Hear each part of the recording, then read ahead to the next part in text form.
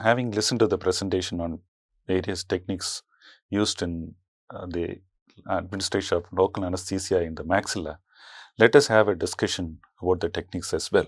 To continue the discussion, we have Dr. Ilavenil, professor in oral maxillofacial surgery from SRM Dental College, Ramapuram. Hello. And Dr. Sneha, who is a professor in oral maxillofacial surgery from Savitha Dental College. Good afternoon, sir. Thank you. So let us get started with a question on the indications for maxillary nerve block. Dr. Ilavenil. Yes, we all are quite comfortable with giving anesthesia to the maxillary teeth because it's much easier to achieve the desired clinical effects, whatever we are trying to achieve.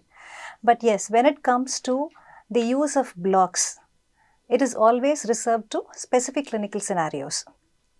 Unlike infiltrations, which aim at every single tooth specifically, blocks are, I would prefer a block when I need anesthesia for multiple teeth. And in certain situations where there is localized infection related to the tooth, yes, definitely inserting a needle into that infected area would not be a good idea because we would be pushing the infection further. It may lead to more hematogenous spread of infection. So I would definitely try to avoid that. In such scenarios, yes, definitely a block would be indicated. And in scenarios where complete maxillary block, I would prefer when, like for example, in oral surgery, when I need to apply the arch bar for the entire arch, that would be a good indication.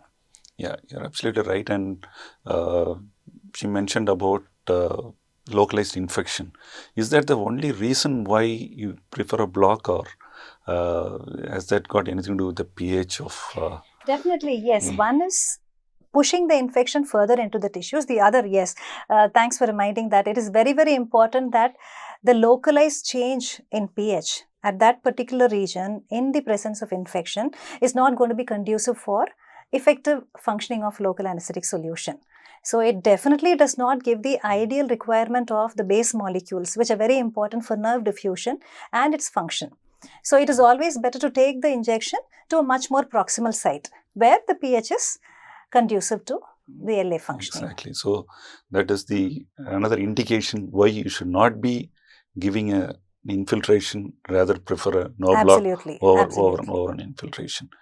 And yes, you mentioned about arch bar or multiple teeth.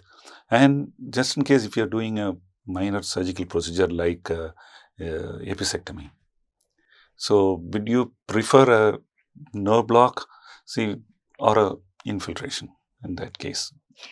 When we are looking at a nerve block, we also have to think about the profoundness of anesthesia that we have and also the extent that we have. So when we give a localized infiltration, it is restricted to one particular tooth. And often we end up also giving a palatal infiltration or a greater palatine block. So you give multiple injections, which the patient is usually not comfortable with.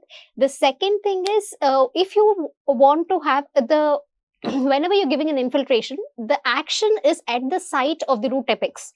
So when you're doing procedures in the periapical area, which are little more extensive, like a periapical surgery, which will include a cyst enucleation, in those cases, it is not, you may have to give at multiple sites so that you cover a little more expanse of the surgical site. So in those cases, we would always prefer to do a block.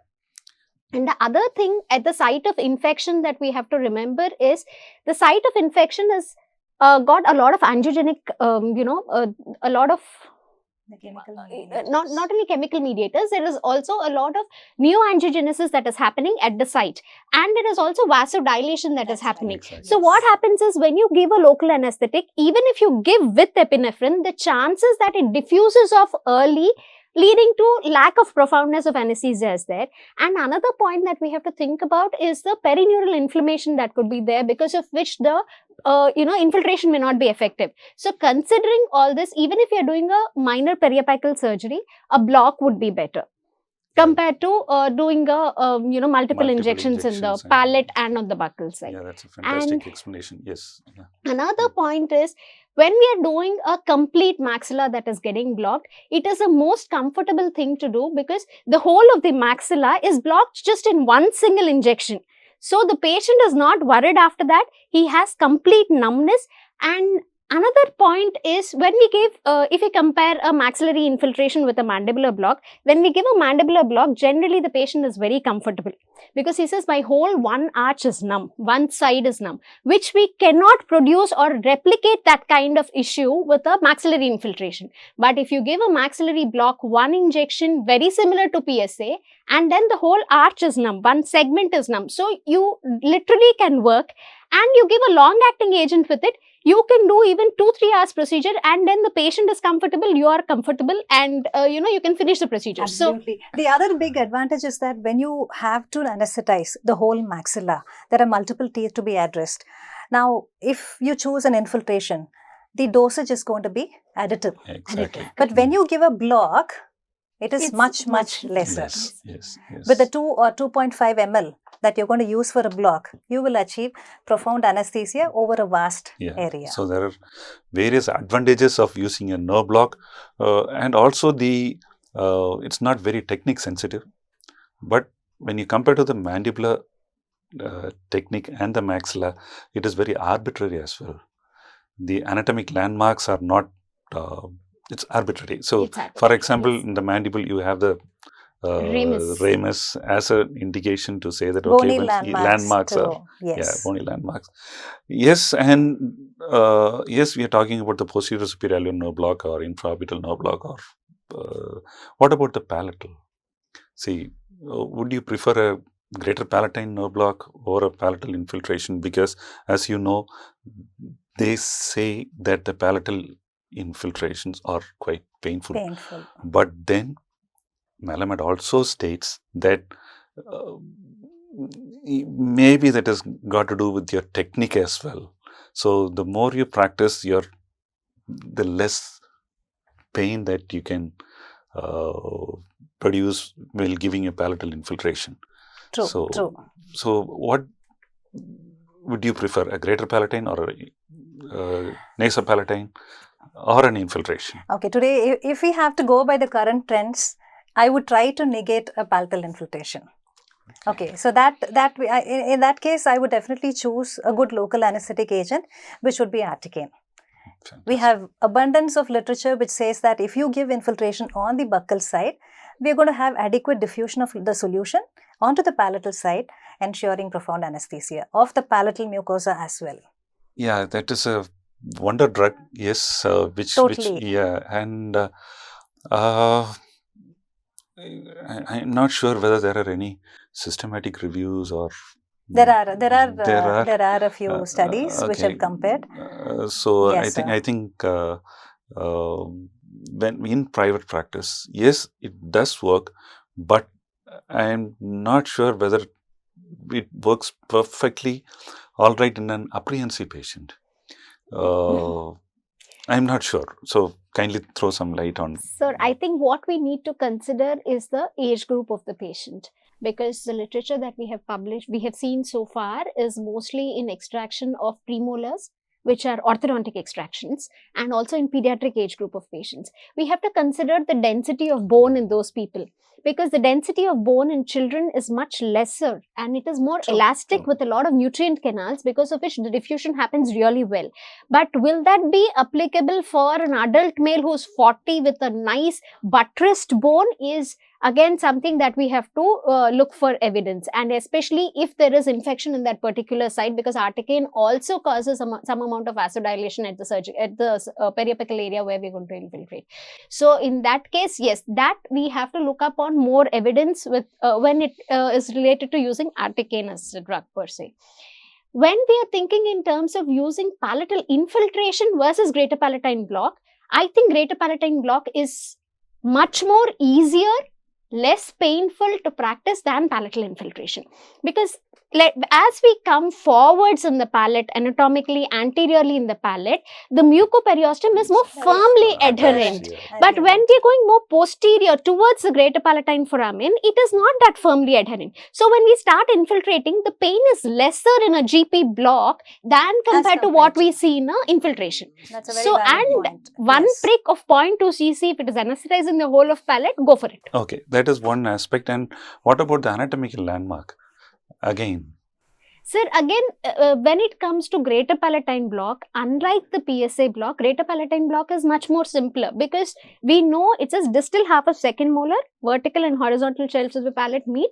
Keep palpating there, you feel the dip. Exactly. Yeah, And the other thing is that's when, a clinical tip. that is a clinical tip. And the nerve travels under the mucoperiosteum. So even if you are slightly anterior or posterior to your exact foramen, when you're depositing 2.2 cc in the subperiosteal area, the whole trunk is going to get anesthetized. So that ways, I think greater palatine is a win-win in terms of pain, in terms of patient comfort, and in terms for a surgeon to work.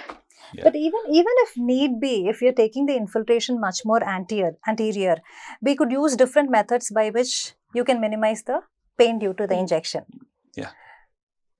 Manipulate the gate control theory.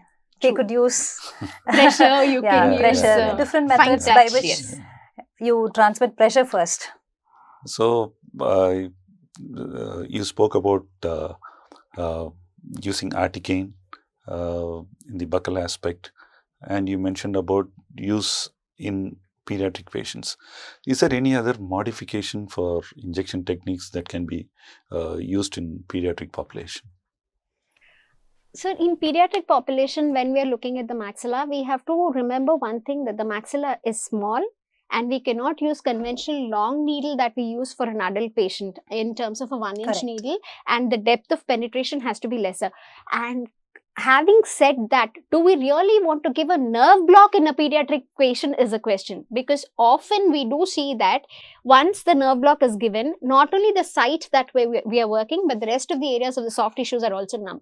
And children are one particular set of patients when the moment you turn and then you're coming to work on them, they would have chewed their lip, they would have, kept sucking on the lip, and then you will see that it's swollen. So there can always be a confusion whether this is because of an anaphylactic reaction that is happening going into angioneurotic edema, True. or it is just a localized tissue injury that the child is caused. So do we actually have to give a block is one question, unless it is warranted. And the second thing is, if we are giving a block, we have to be cautious that the maxilla is smaller, the height of the alveolus is smaller, and we don't have to use a conventional long syringe, the regular syringe that we use. Probably you could use a 1 ml syringe with a shorter needle and a thinner gauge so that we don't over penetrate, because those are the cases where we have a hematoma and a PSA, even if we are trying to infiltrate in a 7-year or 8-year child for doing something in the first molar area. Permanent first molar also, we can have issues with that. What is this is the general opinion that everybody agrees with, that we all practice also. Infiltration as far as maxilla is concerned, pediatric especially. But then there is a different perspective too. It is observed that in children, the zygoma comes much closer to the posterior part of the alveolus. So in such conditions, our infiltrations may not work. So these are perfect indications to use a block in children. So these are to be considered. So these are the couple of indications that can be used in the pediatric population. Also, there is a mild modification to the normal infiltration techniques that we use. Normally, we give it at the apex of the tooth. So there is a modification by Rood. He says, give infiltration at the mesial as well as the distal area. If you want to avoid the proximity of the zygoma, which actually spoils the anesthetic effect. So, is that, now that we have spoken about the pediatric population, let us take a look at the geriatric population. So, is there any modification that can be done in geriatric population, in specific to maxilla? When we are looking at a maxilla in a geriatric patient, the concern is always about the height of the alveolus that we have, because all our landmarks that we talk about are from the mucobuccal fold or from the level of first molar or the mucogingival junction. With the teeth in position. With the teeth in position. Yes. So, if we have edentulous areas or posterior edentulous spaces, and then we are trying to give, for a biopsy maybe, and then we are taking alveolus as a landmark, then we have to be extremely cautious, because alveolar height is already resorbed and it has come down. So, the depth of penetration of the needle actually tends to come down quite a bit. Other anatomical landmarks do not usually change, but I think the height of the alveolus is something that we have to consider so that we minimize the depth of penetration in also, that area. In terms of, just continuing with whatever Dr. Sneha said, when we choose to give a block like the PSA, we have to be doubly sure of the aspiration, because this category of patients always come as a package with a lot of systemic problems. So we need to be mindful of that. Yeah, and also in geriatric patients, continuing with geriatric patients, alveoloplasties. So all these procedures, vast area. Yeah. So I the think dosage becomes and also like what you said, the medical comorbidities also have to be taken into consideration. Totally. So few patients might not require or use of adrenaline. Yes. So such patients will require a plain local anesthetic. So in such patients, what do you prefer? Do you prefer a plain lignocaine or articaine? This is a very interesting question, because quite often we come across patients with a cardiac history, and as is the routine, we always send the patient to a physician for fitness. For extraction under LA, and quite often we get to see the letters saying that avoid vasoconstrictor. Exactly. Which I feel is, in today's world, is obsolete, because it is recommended through so many studies that when you miss out on exogenous vasoconstrictor, what we have in the local anesthetic solution, when the patient develops pain, when you give local anesthesia without adrenaline, the duration of anesthesia is going to come down, and the patient will experience pain during the course of the treatment. And when that happens, the patient is anxious, pain, all these lead to surge in endogenous adrenaline, which is more potent. Now, we wouldn't want that. So, adrenaline is not a contraindication in this group of patients also. Yeah, exactly. And also... But we stick to the maximum recommended dose. We always stick to that. Yeah, and also, guess the rate of injection. Yes. So, because we tend to overlook that. Very, very important point. You raised a very important issue. So, what do you generally follow, sir? Because this is where a lot of people make a mistake. They just want to put the needle inside and push immediately. Yeah. Yes. Me, I go by the mantra what we read in Melamed, over 60 seconds. Slow, painless. It reduces the pain on injection. True. Yeah, that is very, very important. Otherwise, sudden tissue distension. Yes, everything happens. So I am very, very slow and follow that principle, which I think helps. And not only that, you're pushing vasoconstrictor adrenaline into the vessel. Again, immediately you can see that patient. It's immediate. Yeah, immediate. It's immediate. So gradual, slow. I think that is very, very important point to note. Yeah? We could choose even the concentration of adrenaline. Yeah. Instead of going for 1 in 80,000, it would be better to choose 1 in 1 lakh or 1 in 2 lakhs. Yes. That is a good choice to make. Yeah, but then very, very important point actually, we tend to ignore that concentration as well, because of course, in institutions, we will have, but in a private practice, private setup, is it? It's mandatory to have a plain LA and local anesthesia with adrenaline. But then, how many of us take this into consideration? 1 in 80,000, or 1 in 1 lakh, or 1 in 2 lakh. This is very critical. Very, very critical. But then, I think we should take a note of that and keep it in mind, and better than facing a complication. Exactly. Yeah, complications, because complication comes like a butterfly, just like how it's happiness. True. Likewise, the complications as well. You never know. You have to be prepared. Yes. You have to be prepared. And anatomical, coming to from intraoral to extraoral, anatomical landmark for a maxillary nerve block. For a complete nerve block. Yes. So, the time-tested ones are going by the depression that you see below the zygomatic arch, the one which usually corresponds to the sigmoid notch. So we have to palpate for that. And these blocks require specific needles. We cannot use the normal ones. We need to have a greater depth of penetration. So spinal needles are ideal. So the needle has to be inserted to about 45 millimeters. You will hit the lateral pterygoid plate. And then withdraw halfway. And then turn anteriorly and superiorly for the maxillary nerve. If you want the mandibular nerve as well, go posterior and superior, the same. Yeah. Now that you have explained the landmarks, so what are the indications? So basically, how often we use the extraoral technique and where is it indicated?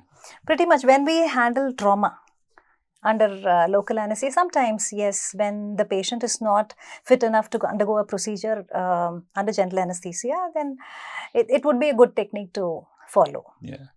So now that I think we have discussed most of the topics, in addition to the lecture by Dr. Sneha on this maxillary injection techniques, you have anything more to add? In terms of maxilla? Maxilla. Probably the techniques which, especially when we give a palatal infiltration, the different methods by which we can minimize the pain. Yeah. So there are, we can use gels, topicals, or we have denti patches.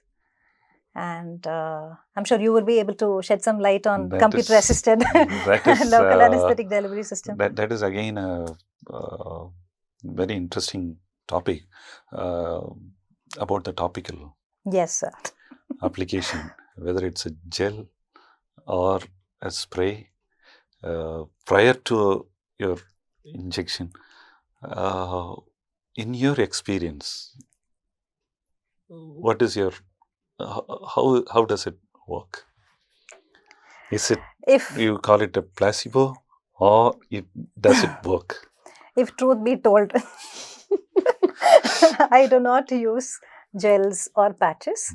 It is only manipulating the gate control theory. So use a blunt instrument, place it wherever you want to give the infiltration.